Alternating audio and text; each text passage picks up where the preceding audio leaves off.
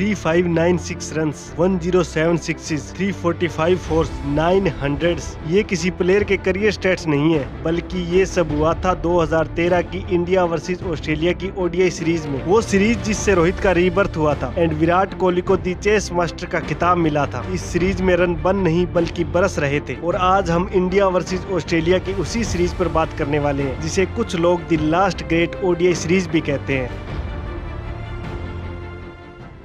Australia का ODI record India में शुरू से ही काफी शानदार था। 1987 वर्ल्ड कप जीतने से लेकर 2006 चैंपियंस ट्रॉफी एंड 2007 और 2009 की ओडीआई सीरीज में उन्होंने अपना डोमिनेंस शो किया था। इंडियन कंडीशंस में ऑस्ट्रेलिया के इस प्रदर्शन के दो मेन कारण थे। एक उनके अटैकिंग एंड पावरफुल बैट्समैन जो फ्लैट पिचेस पर इंडियन बॉलर्स को डोमिनेट करते थे, और दूसरा उनके फास्ट बॉलर्स जो स्पीड से भारतीय बल्लेबाजों को परेशान करते थे। दो ऐसे बॉलर याद आते हैं, ब्रेटली एंड डग बोलिंजर, जो पेस से इंडियंस को परेशान करते थे। बट करंट स्क्वाड में मिचेल जॉनसन ही एकमात्र ऐसे बॉलर थे जो ऐसा करने में सक्षम थे। ऑस्ट्रेलिया ने इंडिया में लास्ट ओडीआई 2011 वर्ल्ड कप में खेला था। उसके बाद से ऑस्ट्रेलियन टीम में बहुत बदलाव हुआ था। उस मैच के सिर्फ 3 ही प्लेयर करंट स्क्वाड में थे एंड उनके सामने सबसे बड़ा सवाल यही था कि क्या ये इनएक्सपीरियंस टीम इंडिया में अपने पुराने वनडे रिकॉर्ड के आसपास भी आ पाएगी। वहीं इंडिया की तरफ से सिलेक्टर्स ने यंग प्लेयर्स को चांस दिया था। केवल युवराज सिंह ही एकमात्र एक्सपीरियंस्ड प्लेयर थे जो कमबैक कर पाए थे। पर इंडिया ओडीआई रैंकिंग में नंबर 1 थी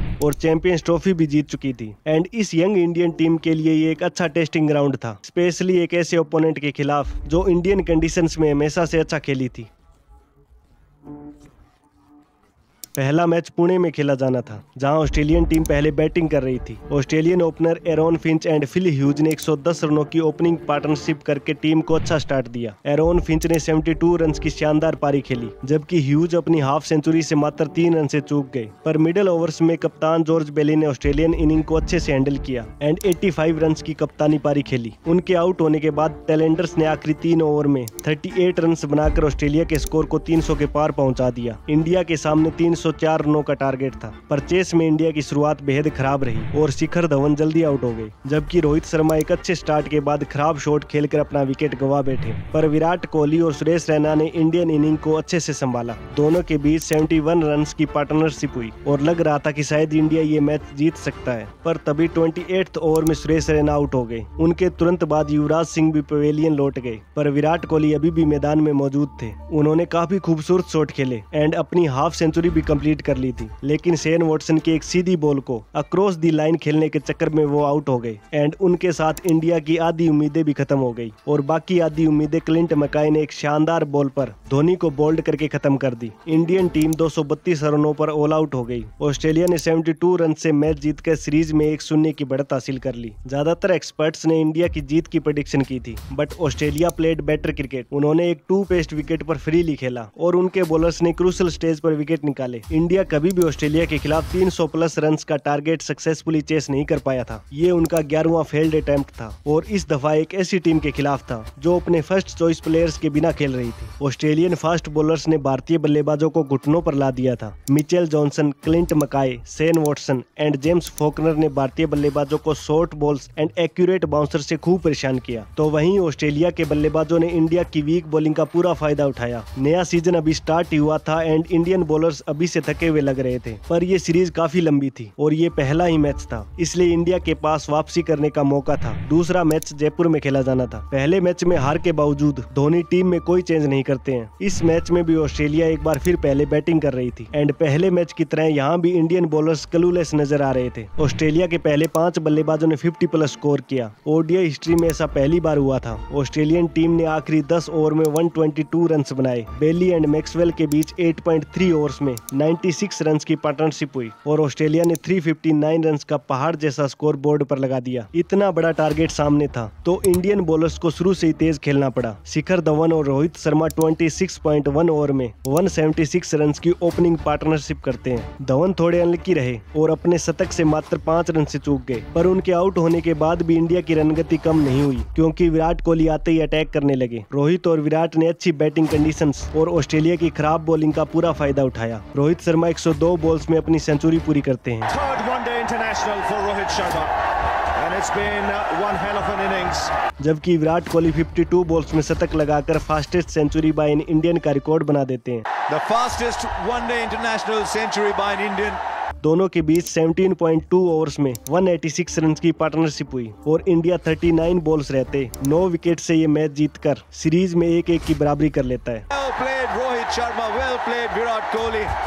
रोहित शर्मा को उनकी 141 रन की नॉट आउट इनिंग के लिए मैन ऑफ द मैच का अवार्ड मिलता है। रोहित के लिए ये इनिंग बहुत जरूरी थी, उनके जितने चांसेस बहुत कम प्लेयर्स को मिलते हैं। ओपनर के तौर पर प्रमोट होने के बाद वो 40-50 रन बनाकर अच्छे स्टार्ट को लगातार वेस्ट कर रहे थे, पर ये 141 रन की इनिंग उनके एंड उनमें विश्वास रखने वालों के लिए रिलीफ की तरह थी। नाउ सबको उम्मीद जगने लगी थी कि उनके जिस टैलेंट की बात कई सालों से हो रही थी अब शायद वो देखने को मिले। जयपुर के सवाई मानसिंह स्टेडियम में एक तरह का स्लॉटर हुआ था। दोनों तरफ के बल्लेबाजों ने बॉलर्स की खूब पिटाई की। सिर्फ 93.3 ओवर्स में पहले ऑस्ट्रेलिया ने 359 रन बनाए और फिर इंडिया ने इसे सिर्फ 1 विकेट खोकर चेस कर लिया। देखने में बढ़िया था, टाइमिंग, शॉट्स, स्किल सब परफेक्ट। दोनों तरफ के बैट्समैन बॉलर्स को बुली कर रहे थे और जिसने ज्यादा अच्छे से ये किया वो टीम जीत गई। पिच इतनी बैटिंग फ्रेंडली थी कि कोई भी बॉलर वहाँ कुछ नहीं कर सकता था। सोचो अगर इंडिया को 50 ओवर तक बैटिंग करने दी जाती तो वो 500 रन भी बना सकते थे। ये सुनने में बहुत अच्छा लग रहा होगा आपको, पर ये तो बस शुरुआत थी। इस सीरीज में आगे बहुत कुछ होने वाला था। अगला मैच मोहाली में खेला जाना था and pitch curator Daljit Singh match से पहले ये क्लियर कर देते हैं कि पिच में अच्छा बाउंस एंड कैरी होगा, मतलब once again batting friendly pitch होने वाली थी। इंडिया को फ्लैट पिच से कोई प्रॉब्लम नहीं थी क्योंकि ये ऑस्ट्रेलिया के बॉलिंग एडवांटेज को खत्म कर रही थी। पर टू बी ऑनेस्ट अगर पिच बॉलर्स को सपोर्ट करने वाली बनाई जाती तो इंडियन टीम के लिए ये डिजास्टर साबित हो सकता था क्योंकि इंडियन बॉलर्स ऑस्ट्रेलियन अटैक के साथ मैच नहीं कर सकते थे। बैटिंग फ्रेंडली पिचेस होने के कारण ये इक्वल कॉन्टेस्ट लग रहा था। इस बार इंडिया पहले बैटिंग कर रही थी एंड सरप्राइजिंगली इंडिया का टॉप ऑर्डर कोलैप्स कर जाता है और 76 रन्स पर उनके 4 विकेट गिर जाते हैं। बट फिर कप्तान महेंद्र सिंह धोनी मैदान में आते हैं एंड विराट कोहली के साथ 76 रन्स की पार्टनरशिप बनाते हैं। पर जब विराट कोहली आउट हुए तो इंडिया को एक रिस्पेक्टेबल टोटल तक पहुंचाने की सारी जिम्मेदारी धोनी पर आ जाती है एंड एज ऑलवेज धोनी ये जिम्मेदारी अच्छे से निभाते हैं। धोनी ने अपनी पहली 67 बॉल्स में सिर्फ 1 बाउंड्री लगाई थी, पर मैच खत्म होते होते 12 चौकों और 5 छक्कों के साथ 121 बॉल्स में 139 रन की नॉट आउट इनिंग खेलते हैं। धोनी ने अपनी इनिंग में सिंगल डबल्स के सही जजमेंट के साथ साथ बाउंड्रीज एंड हेलीकॉप्टर शॉट सब दिखाया। आखिरी ओवरों में धोनी ने जेम्स फॉकनर की बॉलिंग की बैंड बजा दी थी। पहले 8 ओवर में सिर्फ 33 रन देने वाले फॉकनर के आखिरी 2 ओवर में 34 रन आए और इंडिया ने 303 रन बोर्ड पर लगा दिए। ऑस्ट्रेलिया ने चेस में अच्छी स्टार्ट की थी, पर रविंद्र जडेजा ने 10 ओवर में सिर्फ 31 रन देकर रन फ्लो को रोक दिया। जॉर्ज बेली और एडम वोजिज ने रन गति बढ़ाने की कोशिश की, लेकिन रिक्वायर्ड रेट बढ़ता ही गया और इसी प्रेशर में विकेट्स भी गिरने लगी। पर एडम वोजिज एक एंड पर हिम्मत के साथ डटे हुए थे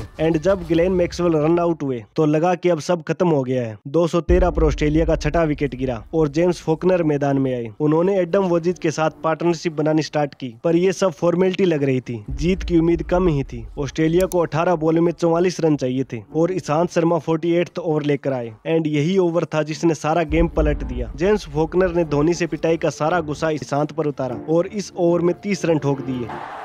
4 sixes in the over, 30 from it. Faulkner 24 ball में अपना अर्धशतक पूरा करते हैं एंड मैच को ऑलमोस्ट ऑस्ट्रेलिया के पक्ष में कर देते हैं। उन्हें अब 12 बॉल में सिर्फ 14 रन चाहिए थे। अश्विन ने 49th ओवर में सिर्फ 5 रन दिए, पर मैच इंडिया के हाथ से निकल चुका था। बट धोनी अभी भी हार मानने को तैयार नहीं थे। फॉकनर सिर्फ लेग साइड में मार रहे थे, इसलिए धोनी सारे फील्डर डीप लेग साइड में खड़े कर देते हैं, पर इसका कोई फायदा नहीं हुआ क्योंकि जब 4 बॉल में 6 रन चाहिए थे विनय कुमार ने फुल टॉस डाल दी, जिसे फॉकनर ने डीप फील्डर्स के ऊपर से 6 मार दिया और इंडिया एक जीता जिताया मैच हार गया। इस हार का कारण ईशांत शर्मा को माना गया एंड इंडियन फैंस ने उन्हें बुरी तरह से ट्रोल किया। इसके कुछ साल बाद एक इंटरव्यू में ईशांत शर्मा ने इस इंसिडेंट का जिक्र करते हुए बताया था कि कैसे वो इसके बाद 2-3 हफ्तों तक रोते रहे। वो अपनी गर्लफ्रेंड को कॉल करते और बच्चों की तरह रोते थे। उन्होंने बताया कि मुझे ऐसा फील हो रहा था जैसे मैंने अपने देश के साथ धोखा किया हो। इंडिया की बॉलिंग अभी भी उनकी सबसे बड़ी प्रॉब्लम बनी हुई थी। धोनी हर बार पोस्ट मैच प्रेजेंटेशन में आकर डीप से एक एक्स्ट्रा फील्ड हटाने का रोना रो रहे थे, बट ऑनेस्टली शांत के उस 30 रन वाले ओवर में अगर सारे फील्डर्स भी बाउंड्री पर खड़े कर दिए जाते तो भी फॉकनर के सिक्सेस उनके ऊपर से जाने थे। असल में इंडियन बॉलर्स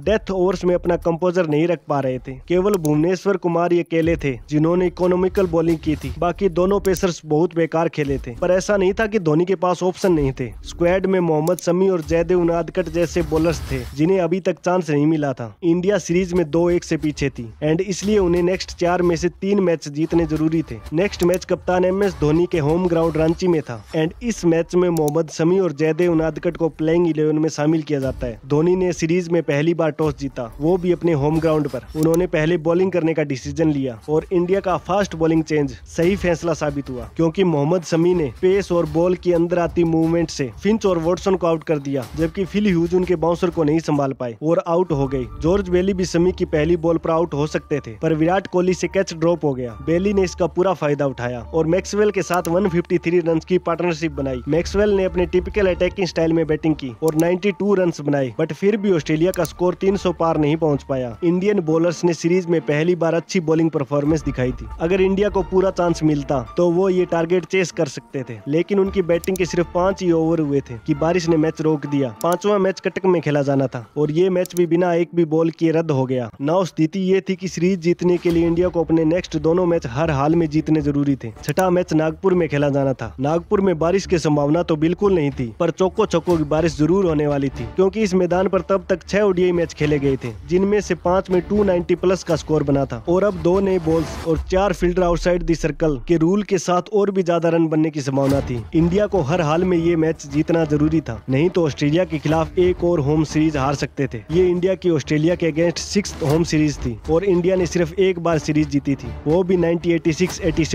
में। इस मैच में धोनी 3 स्पिनर्स के साथ उतरे थे एंड वंस अगेन इंडिया पहले बॉलिंग कर रही थी। ऑस्ट्रेलिया के ओपनर्स जल्दी आउट हो गए, लेकिन कप्तान जॉर्ज बेली और शेन वॉटसन ने पहले इनिंग को संभाला एंड फिर काउंटर अटैक शुरू किया। दोनों ने इंडियन बॉलर्स की खूब पिटाई की और 168 रन की एक बड़ी पार्टनरशिप बनाई। वॉटसन जो ज्यादा अग्रेसिव खेल रहे थे, 94 बॉल्स में अपना शतक पूरा करते हैं, लेकिन उसके तुरंत बाद वो आउट हो गए। पर बेली जो उस टाइम 74 रन पर थे, उन्होंने अटैक कंटिन्यू रखा। बेली ने 19 बाउंड्रीज लगाई एंड 156 रन बनाए और ऑस्ट्रेलिया ने 350 रन बोर्ड पर लगा दिए। चेस में इंडिया के ओपनर्स रोहित शर्मा और शिखर धवन ने संभलकर शुरुआत की। ग्लेन मैक्सवेल ने 19 के स्कोर पर धवन का कैच छोड़कर उन्हें जीवनदान दिया, जो ऑस्ट्रेलिया को बहुत महंगा पड़ा, क्योंकि रोहित और धवन ने बाद में तेज खेलना शुरू किया। दोनों के शॉट्स एंड प्लेसमेंट देखने लायक थी। दोनों के बीच 178 रन की पार्टनरशिप हुई और जब 30वें ओवर में रोहित शर्मा आउट हुए तो विराट कोहली मैदान में आए। उन्होंने आते ही अपना इरादा साफ कर दिया और पहले 3 ओवर में 5 बाउंड्री लगा दी। कोहली और धवन ने एक तेज 50 रन की पार्टनरशिप बनाई।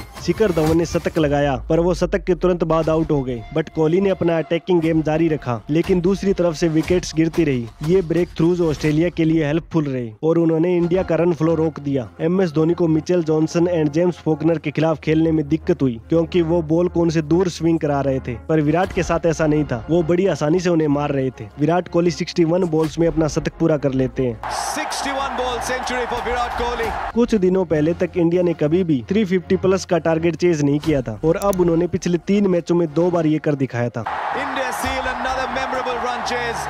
पर मैच जीतने के बाद भी धोनी चिंतित दिखे। उनकी ये चिंता थी ODI क्रिकेट को लेकर। धोनी ने कहा कि पता नहीं ये अच्छा है या नहीं, पर अगर 7 घंटे सिर्फ चौको छक्कों का गेम बन के रह गया तो वनडे क्रिकेट का मजा ही चला जाएगा। उन्होंने कहा कि गेम में बॉलर्स के लिए कुछ नहीं बचा है, इससे अच्छा है कि हम बॉलिंग मशीन का इस्तेमाल शुरू कर दें। नाउ सीरीज 2-2 पर लेवल थी एंड विनर का डिसाइड आखिरी ODI से होने वाला था, जो कि बेंगलुरु में खेला जाना था। पर इस मैच से पहले ऑस्ट्रेलिया के best fast bowler Mitchell Johnson ACs की प्रिपरेशन के लिए ऑस्ट्रेलिया वापिस लौट जाते हैं। अब आखिरी बार रन फेस्ट देखने को मिलने वाला था। बेंगलोर की छोटी बाउंड्रीज को देखकर एक बार फिर से 300-350 का स्कोर बनता नजर आ रहा था। ऑस्ट्रेलिया एक बार फिर टॉस जीतकर पहले बॉलिंग करने का फैसला लेती है। रोहित शर्मा और शिखर धवन इंडिया को तेज शुरुआत देते हैं और सिर्फ 38 बॉल्स में 50 रन बना देते हैं। शुरुआत में धवन ने तेज खेला। दोनों के बीच 19 पारियों में 6 शतकीय साझेदारी हुई, पर 19वें ओवर में शिखर धवन LPW आउट हो गए और इससे अगली ही बॉल पर विराट कोहली रन आउट हो जाते हैं। Down the ground, he calls for a single, and Rohit Sharma was turning around, looking at the fielder, and Kohli had no chance at all. यहाँ से रोहित शर्मा खुलकर खेलने लगते हैं। उन्होंने स्पिनर्स को टारगेट किया और जेवियर डोहार्टी एंड ग्लेन मैक्सवेल को square leg and long on के ऊपर से सिक्सेस मारे। उनके बाद फास्ट बॉलर्स को भी खूब धोया। रोहित शर्मा ने अपनी सेंचुरी 114 बॉल में पूरी की, पर 200 तक 156 बॉल्स में पहुंच गए। They call him Hitman, and he's arrived to the party. An outstanding double 100. उन्होंने कप्तान महेंद्र सिंह धोनी के साथ 96 बॉल्स में 167 रन की पार्टनरशिप बनाई। धोनी ने 38 बॉल्स में 62 रन बनाए एंड एक हेलीकॉप्टर शॉट लगाया जो ग्राउंड से बाहर चला गया। The helicopter shot, there it is, off the chopper.